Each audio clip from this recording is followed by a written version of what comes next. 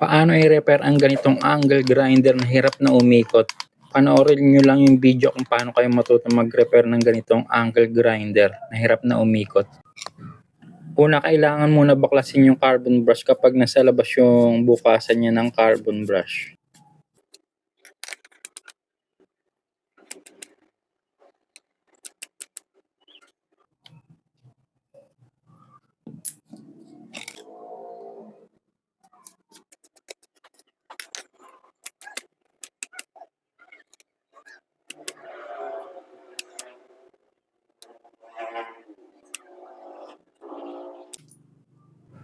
Babaklasin ko rin tong 4 na tornilyo na to.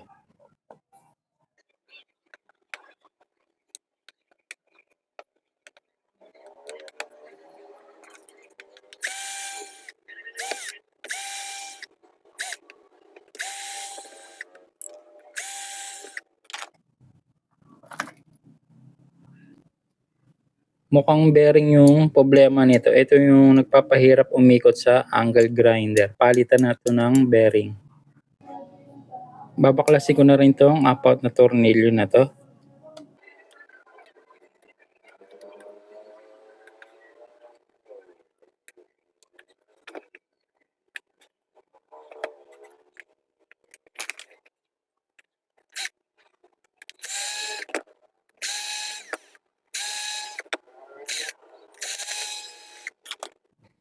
Tatanggalin ko na sa ulo na niya.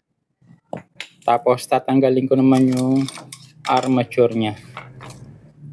Hatakin kapag di mahatak, diyan natin lalagyan. Gagamit lang tayo ng 2 flat screw para mahatak yung armature kasi nga masikip yung nasa loob niya. Susundutin lang natin tapos paangat para lumabas yung armature. Ayan na, unting-unting lumalabas na siya. Hatakin ko na yung armature.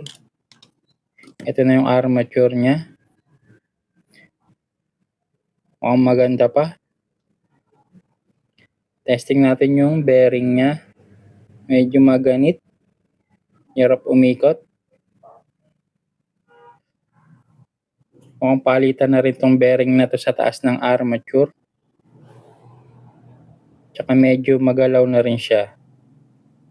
Kailangan ng palitan ng bearing.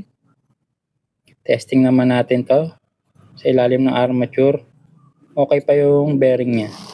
Ito yung dalawang problema. Ito yung bearing sa armature at saka yung bearing dito sa ulo na niya. Papalitan natin ng bagong bearing. Baklasin ko na rin yung 2 tornilyo niya.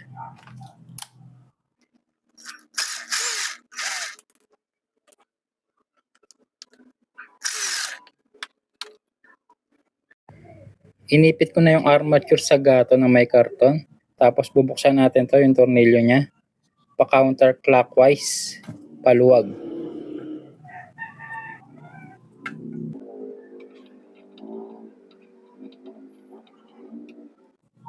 Tanggalin na natin yung tornilyo, pati yung gear niya. Kapag di mahatak, gamit lang tayo ng puller.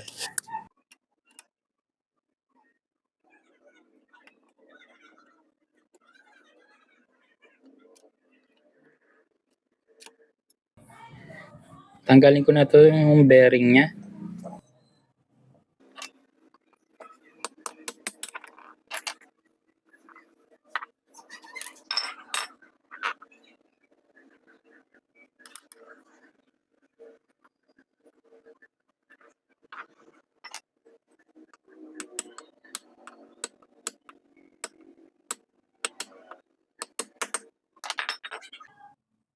Eto na, napalitan ko na ng bagong bearing. Balik na natin siya sa dati niya.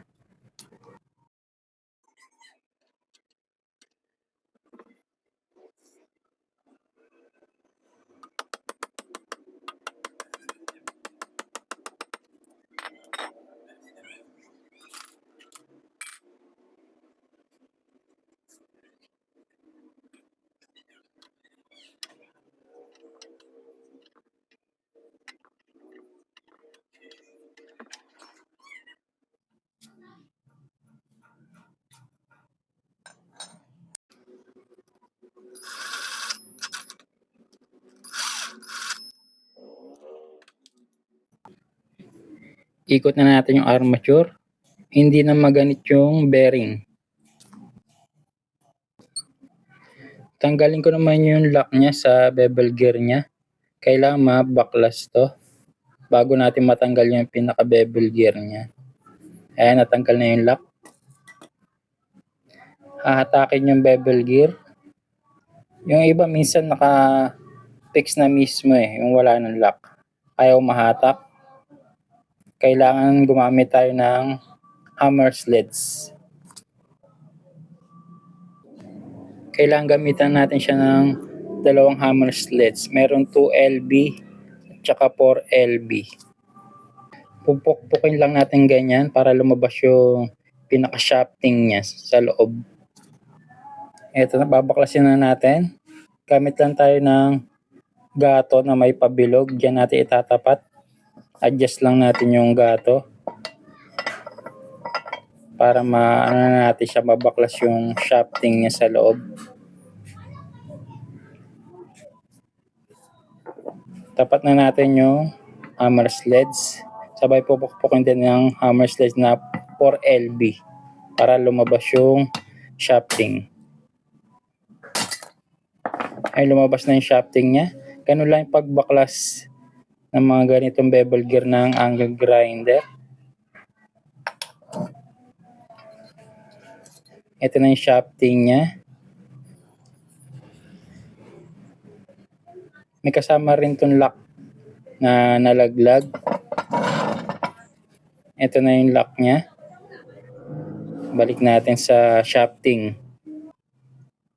Ito kailangan baklasin rin itong tatlong tornilyo. Kailangan baklasin yung bearing niya.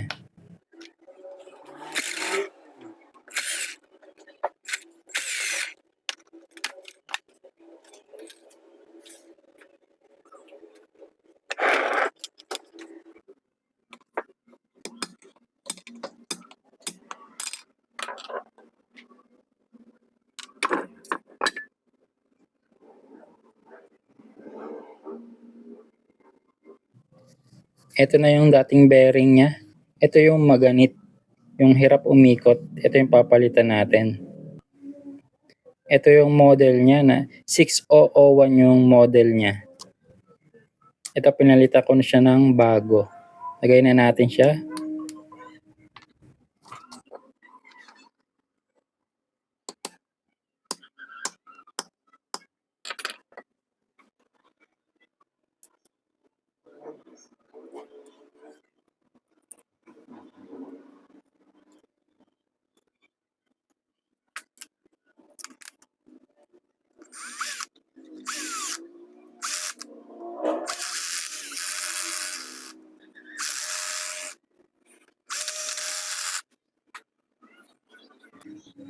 Kapag nakakita kayo ng ganitong lock sa shafting niya, lagyan nyo lang ng grasa para hindi nalalaglag, para mas kumapit yung pin niya, yung lock niya. Balik na natin yung shafting niya.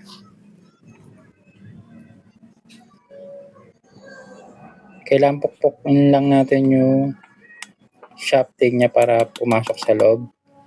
Kabit ko na yung bevel gear niya. Tapat lang natin sa lock niya. Ganito lang yung pagbaklas at pagkabit ng mga bevel gear ng angle grinder.